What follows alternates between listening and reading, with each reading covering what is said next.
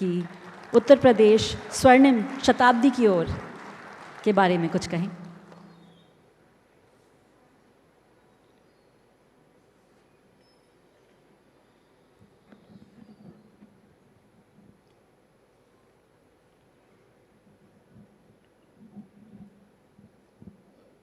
लोकप्रिय हिंदी दैनिक अमर उजाला के संवाद कार्यक्रम में अमर उजाला के प्रबंध निदेशक श्री तन्मय माहेश्वरी जी, निदेशक वरुण माहेश्वरी जी,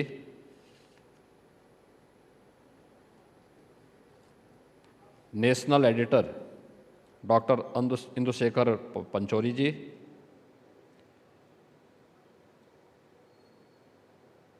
स्थानीय संपादक श्री विजय त्रिपाठी जी, आज के इस संवाद कार्यक्रम में उपस्थित उत्तर प्रदेश शासन के मुख्य सचिव श्री मनोज कुमार सिंह जी, एडवाइजर श्री अवनीश अवस्थी जी, अन्य उपस्थित महानुभाव, अमर उजाला परिवार से जुड़े हुए सभी संपादकगण, अन्य रिपोर्टर्स, अन्य बहनों और भाइयों, लोकतंत्र के एक सशक्त स्तंभ के रूप में शानदार 77 वर्षों की इस यात्रा के लिए अमर उजाला परिवार को मैं हृदय से बधाई देता हूं। मैं अभिनंदन करता हूं इस संवाद के कार्यक्रम में अमर उजाला परिवार के प्रबंध निदेशक और इस परिवार से जुड़े हुए जितने भी उनके सहयोगी अधिकारीगण हैं, शुभचिंतक हैं, पाठक हैं, उन सभी को जो इस कार्यक्रम के साथ जोड़ करके इसे आगे बढ़ाने का कार्य कर रहे हैं। लोकतंत्र के सशक्त आवाज है संवाद। लोकतंत्र की सबसे बड़ी ताकत है संवाद। कठिन से कठिन समस्या के समाधान का सशक्त माध्यम है संवाद। जहां संवाद बाधित होता है वहीं से संघर्ष के रास्ते प्रारंभ होते हैं। भारत का लोकतंत्र इतना सशक्त है कि उसने अपने सभी स्तंभों के लिए उसकी लक्ष्मण रेखाएं भी तय की हैं। विधायकों को क्या करना है,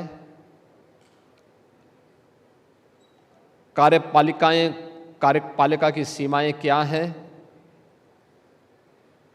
और न्यायपालिका की रचनात्मक भूमिका कैसे आगे बढ़ सकती है, और वहीं मीडिया भी किस रूप में अपनी जीवंत उपस्थिति के माध्यम से एक आम नागरिक को अपने साथ जोड़ सकती है। ये चारों स्तंभ अपनी लक्ष्मण रेखाओं का पालन करते हुए जब भी कार्य करेंगे तो ये मान करके चलिए कि वह लोकतंत्र को और भी पुष्ट करेगी। लोकतंत्र उतना ही आगे फलेगा, फूलेगा और अंतिम पायदान पर बैठे हुए व्यक्ति की आवाज को उतना ही मजबूती के साथ हर एक स्तर तक पहुंचाने में मदद भी मिलेगी। शासन की सभी प्रणालियों में लोकतंत्र को सबसे अच्छा इसलिए भी माना गया है क्योंकि हर व्यक्ति को बिना भेदभाव के एक समान अधिकार के साथ, समान मूल्यों के साथ जीने की पूरी स्वतंत्रता होती है। और अगर हमें कहीं स्वतंत्रता मिली है, अधिकार मिले हैं, तो उस अधिकार के संरक्षण के लिए आवश्यक है कि हम अपने कर्तव्यों का भी निर्वहन उसी ईमानदारी के साथ करें। सदैव से चला है, कर्तव्य और अधिकारों के बीच में सदैव से एक द्वंद्व रहा है, कौन भारी है, कौन ज्यादा सशक्त है। याद रखना, कोई भी अधिकार तभी सुरक्षित है जब तक वह अपने कर्तव्यों का ईमानदारी पूर्वक निर्वहन कर रहा है। अगर वह अपने कर्तव्यों से तनिक भी विरत हुआ नहीं तो उसके सामने स्वयं एक संकट उसके अस्तित्व का आ खड़ा होगा। लेकिन दुनिया के अंदर ये भारत 140 करोड़ नागरिकों को उसके लोकतांत्रिक अधिकारों की सुरक्षा करते हुए एक साथ दुनिया के सबसे बड़े लोकतंत्र के रूप में स्थापित हुआ है। तो चारों जो पिलर हैं, इन सब के द्वारा अपनी अपनी जिम्मेदारियों का निर्वहन करने का ही परिणाम है। संवाद का एक कार्यक्रम अमर उजाला परिवार ने आज यहाँ प्रदेश की राजधानी लखनऊ में आयोजित की है। लखनऊ उत्तर प्रदेश की राजधानी एक पौराणिक और ऐतिहासिक पृष्ठभूमि का सिटी है। अपने साथ एक विरासत लेकर के चला है,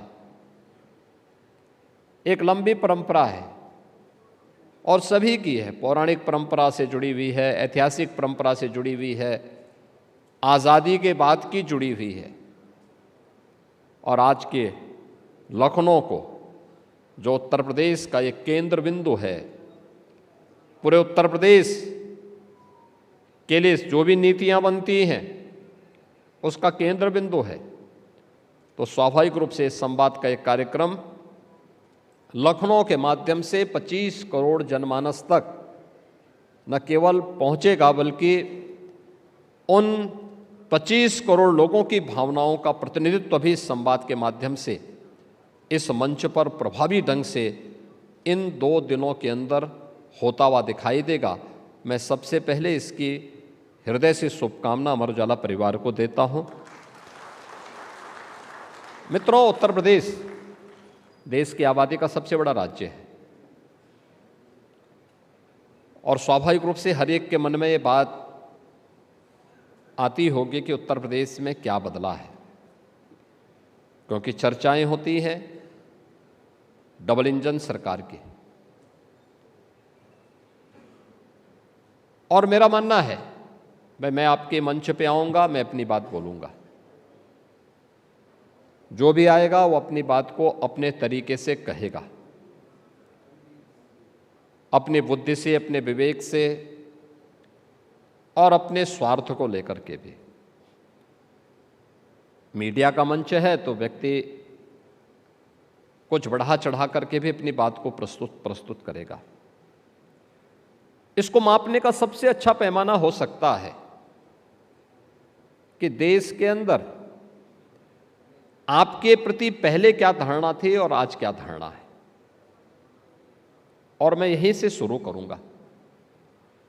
उत्तर प्रदेश देश की आबादी का सबसे बड़ा राज्य है और भारत की आस्था का एक केंद्र बिंदु भी है। पूरा भारत, उत्तर हो, दक्षिण हो, पूरब हो, पश्चिम हो, वह, या अगर मैं कहूं कि बृहत्तर भारत, वह उत्तर प्रदेश के अंदर आने का उत्सुक होता है कि जीवन में एक बार मैं उत्तर प्रदेश जाऊं। उत्तर प्रदेश को अपनी पहचान के साथ जोड़ने का प्रयास पूरा भारतवासी देखता है। कोई तो बात रही होगी, कोई तो बात रही होगी, अनायास नहीं हुआ होगा। आप पूर्वोत्तर के लोगों से देखिए या पश्चिमी क्षेत्र से के भारत से, दक्षिण के लोगों से देखें या उत्तर से जुड़े हुए लोग, स्वयं भी इस उत्तर प्रदेश के साथ जुड़ते हैं। आप पूरब में जाएंगे तो हर व्यक्ति देखने का प्रयास करता है कि माता रुक्मिणी तो यहीं से पूरब से ही गई थी और भगवान श्री कृष्ण के साथ ब्याही गई थी। आप पश्चिम के लोगों से देखेंगे तो ये लोग इस बात से उत्तर प्रदेश के साथ जुड़ने के उत्सुक होते हैं कि उत्तर प्रदेश से तो कृष्ण द्वारिका में आए थे। अगर आप देखेंगे दक्षिण से तो वे भी इस बात को मान के चलते हैं कि दक्षिण में बजरंगबली उसी कर्नाटक में पैदा हुए थे और अयोध्या में हनुमानगढ़ी में पूजे जाते हैं। आस्था की दृष्टि से पूरा भारत देखता है। उत्तर भारत माँ गंगा जहाँ से निकली है, गंगोत्री से लेकर के गंगा सागर तक, प्रत्येक राज्य को समभाव के साथ अपना आशीर्वाद देती है और दुनिया की सबसे उर्वरा भूमि गंगा और उसके आसपास के क्षेत्रों की हम सबको देखने को मिलती है। भारत की आस्था का बिंदु बना है और उसका एक बृहद स्वरूप आपने इस बार देखा होगा जब 13 जनवरी से 26 फरवरी के बीच में महाकुंभ का आयोजन प्रयागराज की धरती में हम सबको आयोजित करने का अवसर प्राप्त हुआ। डबल इंजन सरकार के सामर्थ्य, उत्तर प्रदेश लोगों के आतिथ्य सत्कार की परंपरा और महाकुंभ में देश के अंदर और बृहत्तर भारत से आने वाले लोगों की उत्सुकता आपके मन में, और जो भी महाकुंभ में गया है उसने इसको महसूस किया होगा। पूरा भारत कुंभ में आया था और तमिलनाडु, केरल, कर्नाटक, आंध्र प्रदेश के लोग रहे हों, महाराष्ट्र या गुजरात से जुड़े हुए श्रद्धालु रहे हों, अरुणाचल, मणिपुर, त्रिपुरा या असम से जुड़े हुए वहाँ के श्रद्धालु और संत रहे हों, या फिर उत्तर भारत से जुड़े हुए जम्मू कश्मीर, हिमाचल प्रदेश, उत्तराखंड से लेकर के ये पूरे उत्तर क्षेत्र से जुड़े हुए, सभी क्षेत्रों से जुड़े हुए लोग एक साथ उत्तर प्रदेश के अंदर इन 45 दिनों के आयोजनों के साथ जुड़े थे। नेपाल और भूटान से भी बहुतायत संख्या में श्रद्धालुजन आए थे और दुनिया में भी 100 से अधिक देशों के अधिक से अधिक श्रद्धालुजन महाकुंभ के साक्षी बने थे। मुझे लगता है दुनिया के अंदर इतने लंबे समय तक चलने वाला कोई आयोजन, इतनी बड़ी संख्या में होने वाले किसी आयोजन में इतनी बड़ी संख्या में उपस्थिति हो, वह एक विहंगम दृश्य पहली बार इतने बृहद पैमाने पर कहीं देखने को मिला था तो वह प्रयागराज की धरती पर महाकुंभ के अवसर पर देखने को मिला था, और जिसको लेकर के हर भारतीय अभिभूत था, हर व्यक्ति अभिभूत था। यह दृश्य हम सबके सामने आया था और ये हमारा सौभाग्य है कि प्रधानमंत्री मोदी जी के नेतृत्व में डबल इंजन सरकार ने श्रद्धालु जनों की सुविधा के लिए जो व्यवस्थाएं की थी, उन व्यवस्थाओं से संतुष्ट होकर के हर व्यक्ति अभिभूत होकर के यहाँ से जाता था। जो जाता था अपने साथ स्मृति के रूप में त्रिवेणी का जल लेकर के जाता था। जो आए थे वो तो सौभाग्य मानता ही था, जो किन्हीं कारणों से नहीं आ पाए थे उनके लिए गंगा जल उनके घर तक पहुंचाने का कार्य वे श्रद्धालु करते थे, जो प्रयागराज महाकुंभ के साक्षी बने थे। आपने देखा होगा जो आया था उस सब ने उसकी बहुत तारीफ की, और इन 45 दिनों के अंदर उत्तर प्रदेश के अंदर प्रयागराज महाकुंभ के अंदर दो चीजों की चर्चा हर व्यक्ति करता था, स्वच्छता के लिए और पुलिस के बिहेवियर को लेकर के हर व्यक्ति इसकी तारीफ करता था। स्वच्छता का मानक कैसे होना चाहिए। एक टेम्पररी सिटी में सब कुछ अस्थायी और तब भी कहीं कोई तिनका नहीं, स्वच्छ और सुंदर वातावरण है, करोड़ों लोग आ रहे हैं, कहीं अव्यवस्था नहीं, कहीं कीचड़ नहीं, गंदगी नहीं। यह दृश्य भी सबने वहां देखा था। पुलिसकर्मी लोगों का सहयोग करके इंतजार नहीं कर रहे हैं इस बात को लेकर के कि हमारी ड्यूटी तो 8 घंटे की होनी चाहिए, हम ज़्यादा क्यों करें। नहीं, आवश्यकता पड़ी तो उन्होंने 16-16 घंटे तक वहाँ पर अपनी जगह पर खड़े होकर के जनता जनार्दन की सेवा के लिए खड़े रहे। सर्दी गर्मी किसी की परवाह नहीं की, जनता जनार्दन की सेवा में वहाँ डटे रहे। अलग अलग विभागों के लोगों ने भी उसी स्फूर्ति के साथ वे लोग कार्य करते हुए दिखाई दिए। और आतिथ्य सत्कार तो क्या उदाहरण, आपने देखा होगा इस दौरान उत्तर प्रदेश में 66 करोड़ से अधिक श्रद्धालु प्रयागराज की धरती पर आया। एक लंबी दूरी उसने उत्तर प्रदेश के अन्य जनपदों से भी तय की होगी, कुछ जगहों पर रुकने का अवसर भी प्राप्त हुआ होगा, लेकिन कहीं भी लूट की घटना नहीं, कहीं छेड़खानी की घटना नहीं, कहीं अपहरण की घटना नहीं, कहीं चोरी की घटना नहीं, कोई भी अव्यवस्था नहीं। आतिथ्य सत्कार का उदाहरण कैसे प्रस्तुत होना चाहिए, यह भी उत्तर प्रदेश वासियों ने और प्रयागराज वासियों ने उसका एक अद्भुत परिचय देकर के देश के अंतःकरण में अपनी एक छाप छोड़ी है। आखिर ये बदला उत्तर प्रदेश कैसे, ये तो वही उत्तर प्रदेश था जहां हर दूसरे तीसरे दिन दंगे होते थे। जैसे आज मुर्शिदाबाद जल रहा है, याद करिए 17 के पहले उत्तर प्रदेश में भी ऐसे होता था। कभी मुजफ्फरनगर के दंगे, 6 महीने तक चला था मुजफ्फरनगर का दंगा। बरेली साल में 4 दंगे तो उनके लिए जैसे पेटेंट हो गए थे, होने ही होने थे। अलीगढ़, लखनऊ, कानपुर और न जाने कहां कहां, कोई जिला ऐसा नहीं था, कोई पर्व और त्यौहार आता था तो पर्व और त्यौहार के उत्साह और उमंग इसलिए मंद पड़ जाती थी क्योंकि लोगों को आशंका होनी थी, सज्जन लोगों को आशंका होती थी, शरीफ लोगों को आशंका होती थी, पता नहीं दंगा की चपेट में कौन आ जाए। व्यापारी इसलिए व्यापार करने से घबराता था कि पता नहीं कब दंगा हो जाए और जो सामान वो लेकर के आएगा पता नहीं कब वह आग की भेंट चढ़ जाए। यही दृश्य होते थे। आज तो दंगा नहीं होता है, आज तो उत्तर प्रदेश दंगा मुक्त है, आज अराजकता से मुक्त है।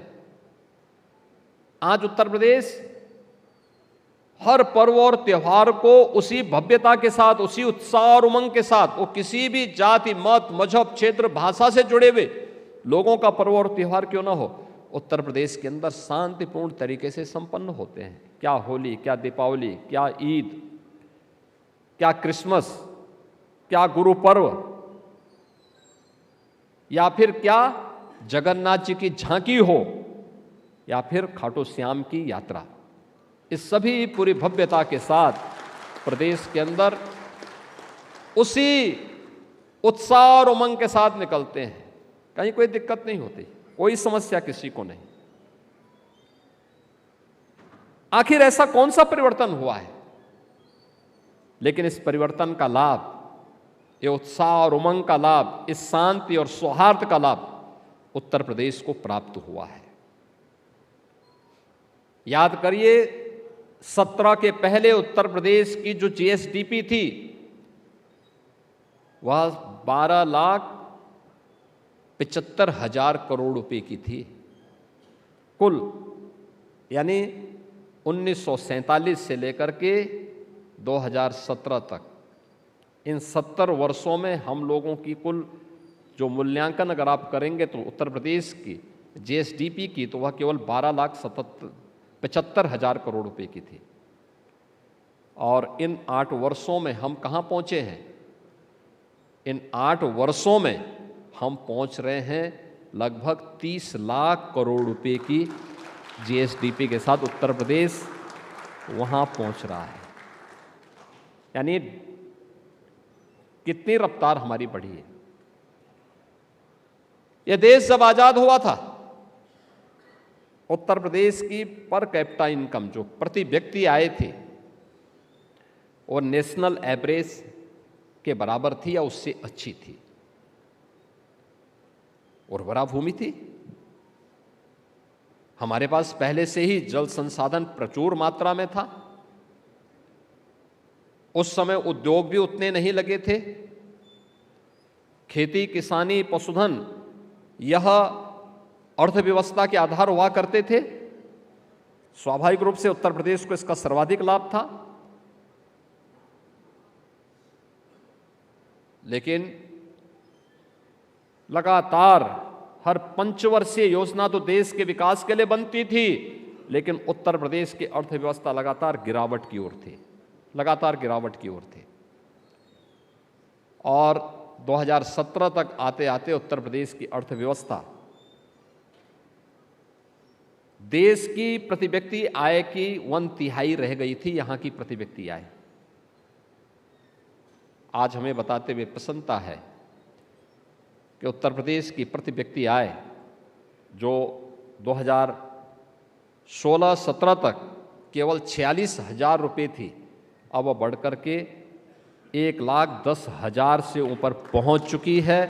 और आने वाले समय में मैं इस बात को मानता हूं कि जो भी आंकड़े आएंगे उसमें वह 1.25 लाख रुपए तक जरूर पहुंच रही होगी इस समय उत्तर प्रदेश के अंदर per capita income.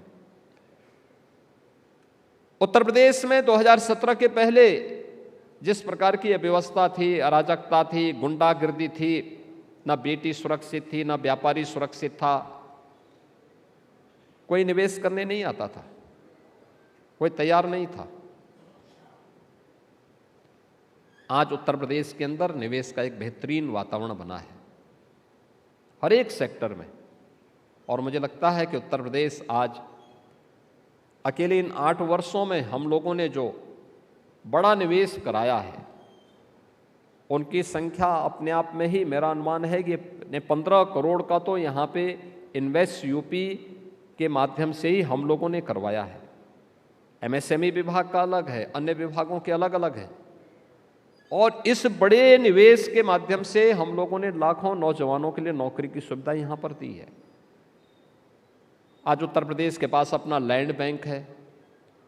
Uttar Pradesh के पास 33 अलग अलग सेक्टर में निवेश करने के लिए सेक्टोरियल पॉलिसीज हैं।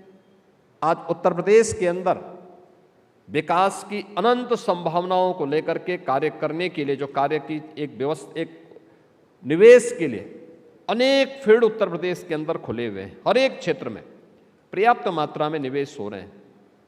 कोई पिक एंड चूज नहीं, पॉलिसी के दायरे में कोई व्यक्ति आएगा, निवेश मित्र पोर्टल से करेगा, 500 से अधिक क्लियरेंस उसको एक प्लेटफॉर्म पे उपलब्ध होने की व्यवस्था है।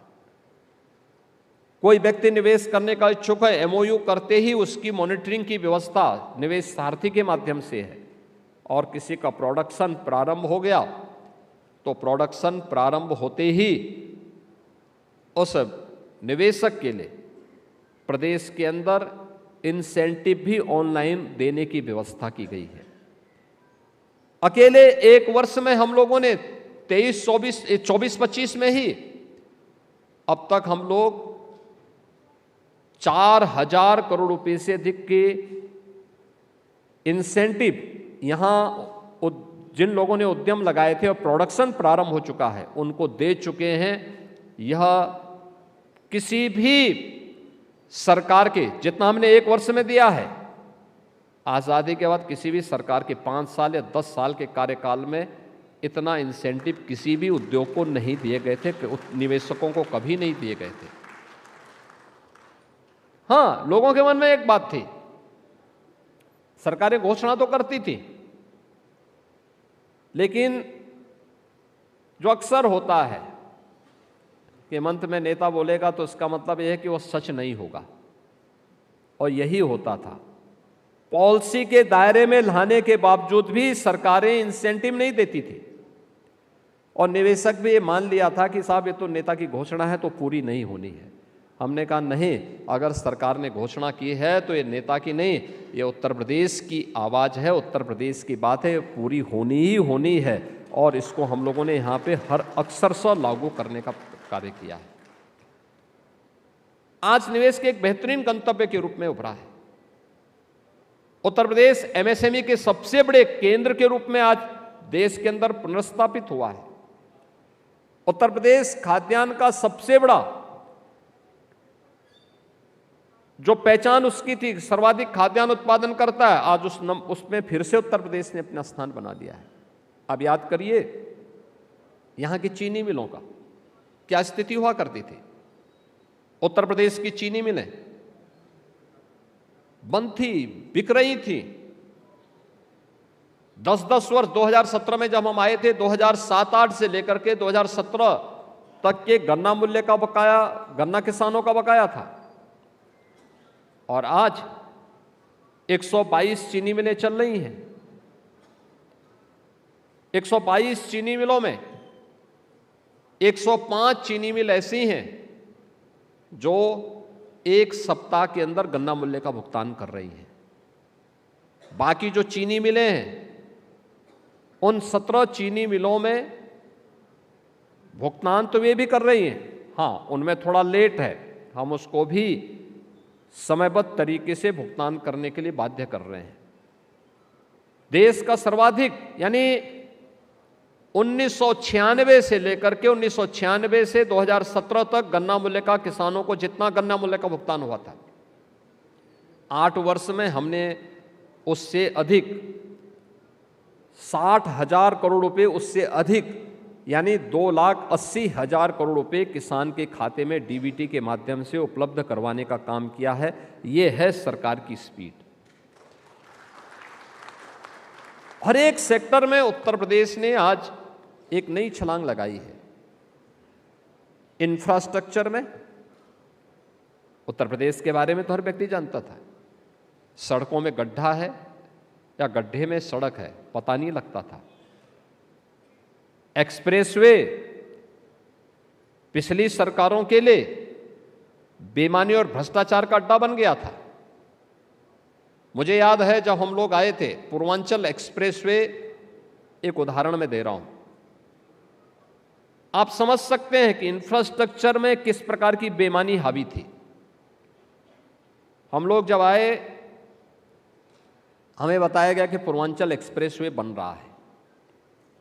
मार्च में हमने शपथ ली, मई में मैं इसकी समीक्षा कर रहा था, तो मैं तो प्रोग्रेस के लिए देख रहा था कि कितनी प्रोग्रेस हुई है, उसकी प्रगति कितनी है।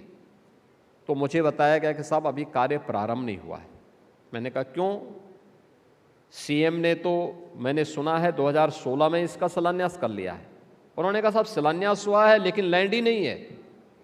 अब अनुमान करिए, आप एक्सप्रेसवे का शिलान्यास कर रहे हैं, 340 किलोमीटर लंबे एक्सप्रेसवे का शिलान्यास कर रहे हैं लेकिन लैंड नहीं है।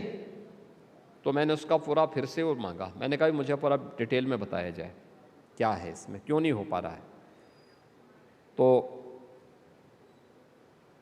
कहा साहब लैंड नहीं। तो मैंने कहा लैंड एक्वायर करो। कहा साहब अभी अलाइनमेंट भी नहीं तय है कि कहाँ पे बनना है। तो मैंने कहा शिलान्यास किसका हुआ है?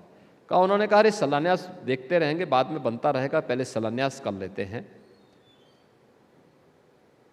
और मैंने कहा ये मैंने सुना है कि इसमें ठेके भी आवंटित कर दिए गए। कहा हाँ साहब वो सब हो चुका है। अनुमान करिए कितना बड़ा मजाक होता था। मैंने कहा कितने में बांटे हैं? कहा ये पूरा प्रोजेक्ट है 15,200 करोड़ रुपए का।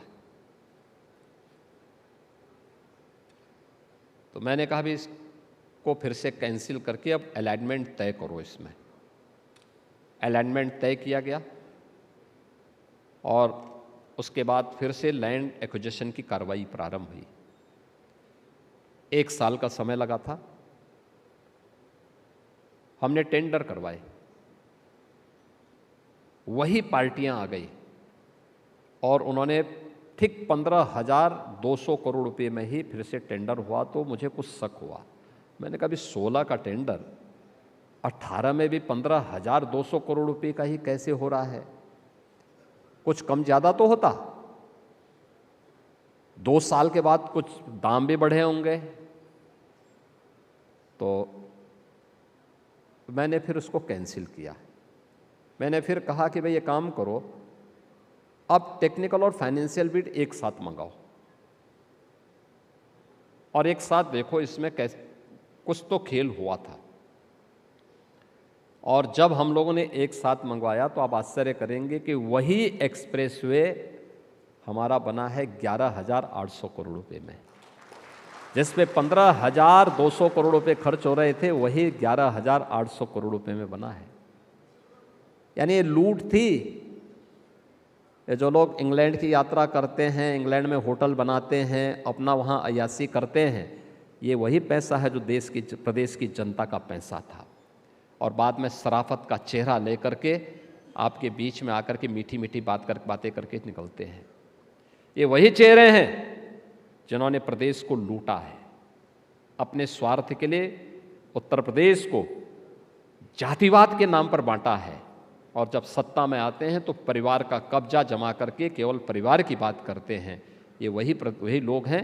मैंने एक एग्जाम्पल दिया आपको, एक एग्जाम्पल दिया है मैंने, ऐसे अनंत एग्जाम्पल हैं आपके पास सामने।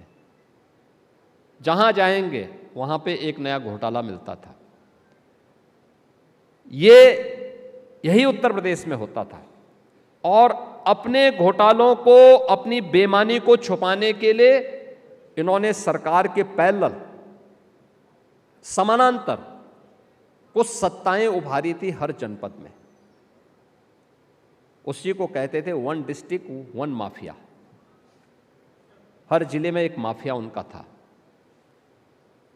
माफिया के सामने उनके कंपी उनमें छूटती थी। माफिया वहां पे अपनी मर्जी से पूरी व्यवस्था का संचालन करता था।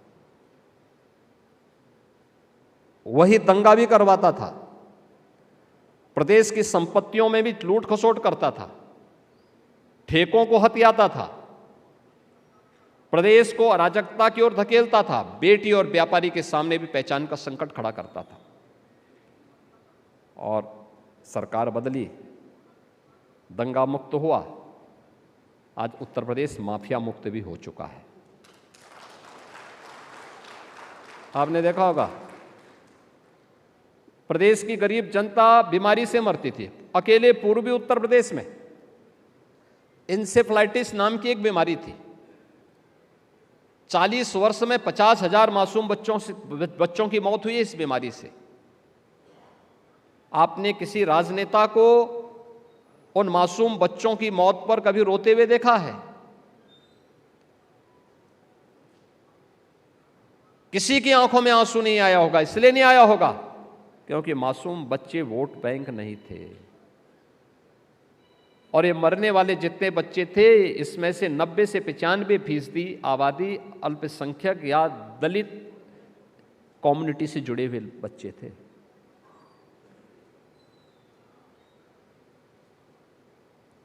उन बच्चों के लिए जिनके आंखों में कोई आंसू नहीं थे, कोई संवेदना नहीं थी, उस इंसेफ्लाइटिस से हजारों मौतें प्रतिवर्ष होती थी।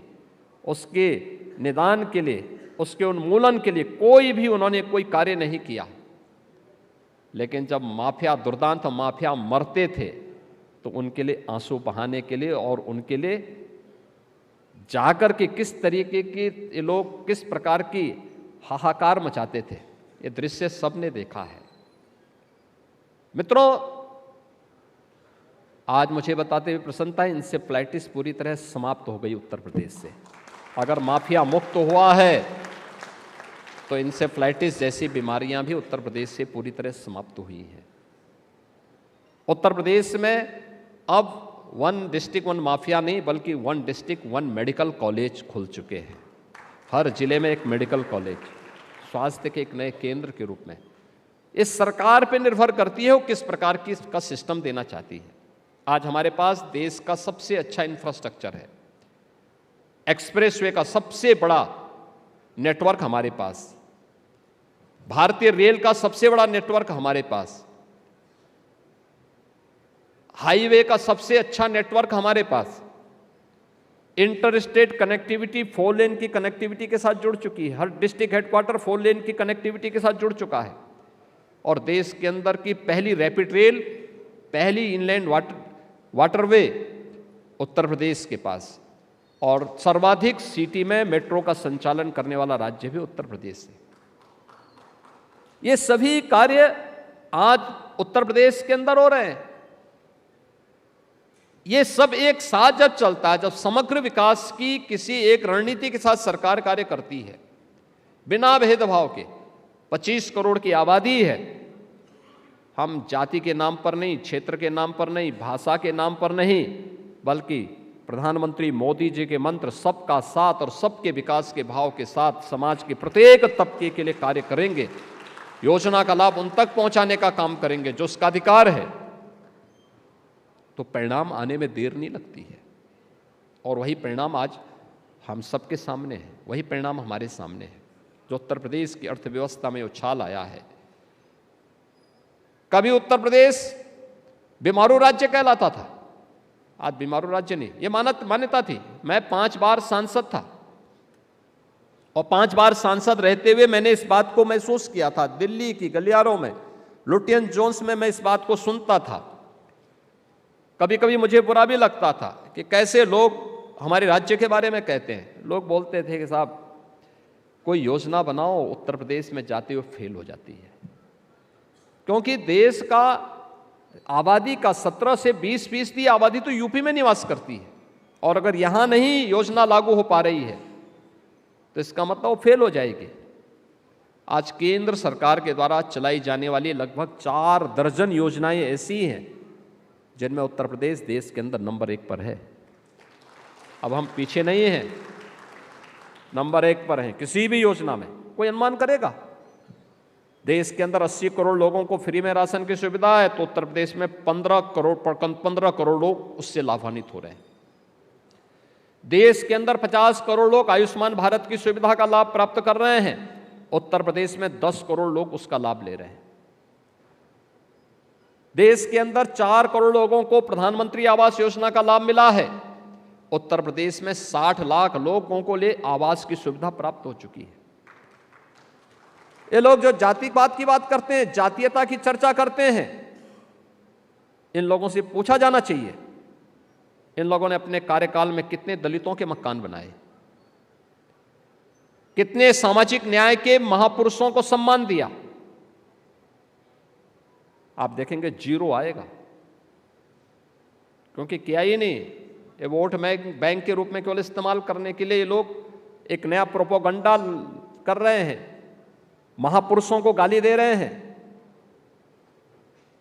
राष्ट्र नायकों का अपमान कर रहे हैं। इतिहास की जानकारी न होने के कारण लगातार इस प्रकार के अनर्गल प्रलाप करते हैं, जिससे समाज में विद्वेष पैदा हो, जातीय संघर्ष खड़ा हो, आपस में लड़ाने की इस दुर्भिसंधि के चलते लगातार माहौल खराब करने का एक प्रयास, लगातार करने का प्रयास। बहुत शक होंगे, जिस देश का प्रत्येक नागरिक छत्रपति शिवाजी महाराज को सम्मान देता है, वहां पे वोट बैंक के लिए छत्रपति शिवाजी महाराज के प्रति टिप्पणी करना और औरंगजेब को महिमामंडन करना, ये देश के साथ कहां का न्याय है?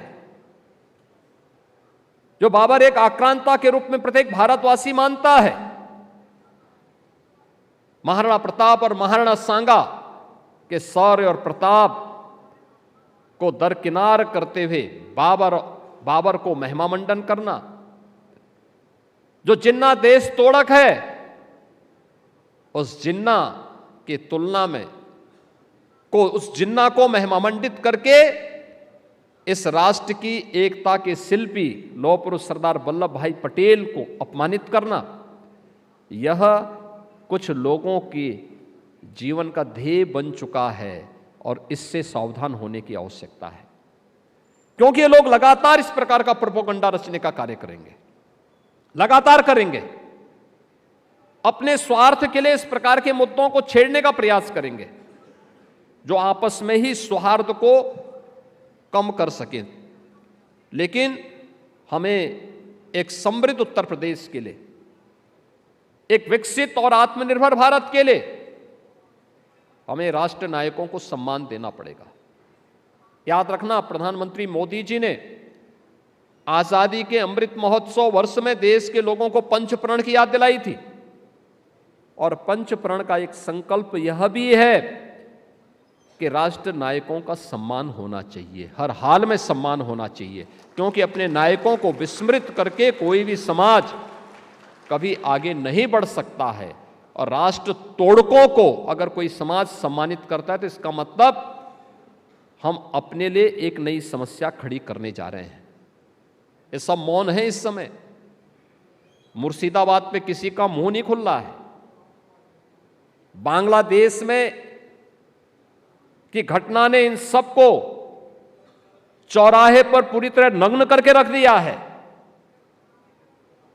और इसीलिए आज के संवाद कार्यक्रम के अवसर पर मैं कहूंगा, अमर उजाला एक शानदार यात्रा के साथ आगे बढ़ा है। 77 वर्षों की यात्रा, 77 वर्षों की इस यात्रा को आगे कैसे लेके चलना है। आजादी के एक वर्ष के बाद 1948 में अमर उजाला का प्रकाशन प्रारंभ होता है। 1948 से लेकर के 2025 में ये 77 वर्ष की यात्रा आज आपकी पूरी हो रही है। और स्वाभाविक रूप से आपने भी प्रधानमंत्री जी के संकल्प के साथ अपने आप को जोड़ा होगा। 1947 में ये देश अपनी आजादी का शताब्दी महोत्सव मना रहा होगा। 1947 का भारत कैसे होगा और 1949 में मीडिया की भूमिका देश के विकास में क्या होगी, यह अमर उजाला को भी तय करने के लिए 100 वर्ष की इस यात्रा के दौरान अपने पाठकों को बताना पड़ेगा कि उन्होंने इन 100 वर्षों में विकास में किस प्रकार का योगदान दिया है। समग्र विकास में नौजवानों के लिए, अन्नदाता किसानों के लिए, आधी आबादी के लिए, अपनी मातृशक्ति के लिए, श्रमिकों के लिए, समाज के अलग अलग तबके के लिए किस भूमिका के साथ हमने कार्यक्रम को आगे बढ़ाया है। अनेक रचनात्मक कार्यक्रमों के साथ अमर उजाला परिवार कार्य करता है। यहाँ पर अतुल माहेश्वरी जी के नाम पे स्कॉलरशिप के कार्यक्रम को जोड़ता है। मेधावी छात्रों के सम्मान के कार्यक्रम के साथ मुझे कई आयोजनों के साथ जुड़ने का अवसर प्राप्त हुआ है। दिव्यांग जनों के लिए भी अनेक कार्यक्रमों के आयोजन अमर उजाला परिवार के द्वारा आयोजित होते हैं। अन्य अनेक जो रचनात्मक कार्यक्रम हैं, इन सब के साथ साथ कैसे हम और बड़े स्केल पर इस कार्यक्रम को आगे बढ़ा सकते हैं और राष्ट्र निर्माण की इस प्रवर्तमान अभियान में एक विकसित भारत की परिकल्पना को साकार करने के लिए, आत्मनिर्भर भारत की संकल्पना को साकार करने के लिए, विरासत और विकास के इस अद्भुत संगम को जो नया भारत आज प्रधानमंत्री मोदी जी के नेतृत्व में अनुभव कर रहा है, इसको और द्रुत गति से आगे बढ़ाने के लिए मीडिया की क्या सकारात्मक भूमिका हो सकती है, उस सकारात्मक भूमिका के लिए अमर उजाला परिवार निरंतर कार्य करेगा। मैं 77 वर्ष की शानदार यात्रा के लिए अमर उजाला परिवार को एक बार फिर से हृदय से बधाई देता हूं, अपनी शुभकामनाएं देता हूं और विश्वास व्यक्त करता हूं कि संवाद की परंपरा अनवरत आगे बढ़ती रहनी चाहिए। आप सबके प्रति मेरी मंगलमय शुभकामनाएं हैं। धन्यवाद। जय हिंद।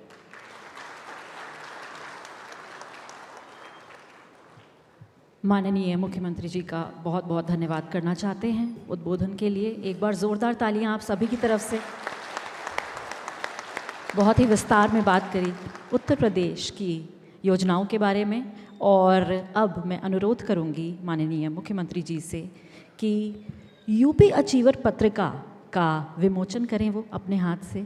और मैं अनुरोध करूंगी अमर उजाला टीम से कि पत्रिका को प्लीज़ स्टेज पर लाया जाए और माननीय मुख्यमंत्री जी अपने हाथों से विमोचन करें यूपी अचीवर पत्रिका का।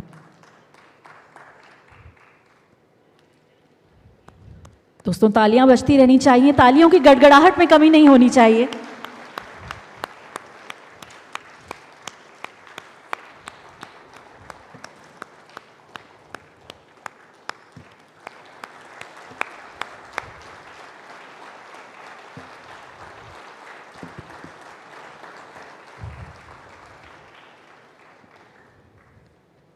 बेहद अद्भुत और खूबसूरत, बहुत बहुत धन्यवाद मुख्यमंत्री जी का। और अब मैं अनुरोध करूंगी आखिर में तन्मय महेश्वरी जी, अमर उजाला परिवार से वरुण महेश्वरी जी कृपया स्टेज पर आएं और स्मृति चिन्ह के साथ हमारे माननीय मुख्यमंत्री जी को भेंट करें स्मृति चिन्ह और उनका आभार व्यक्त करें।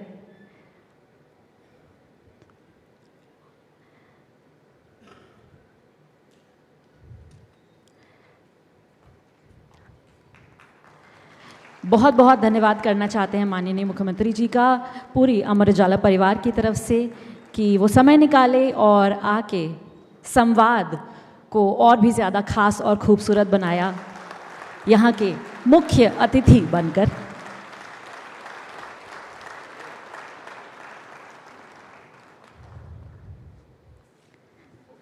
बहुत बहुत धन्यवाद दोस्तों, आप सभी की तरफ से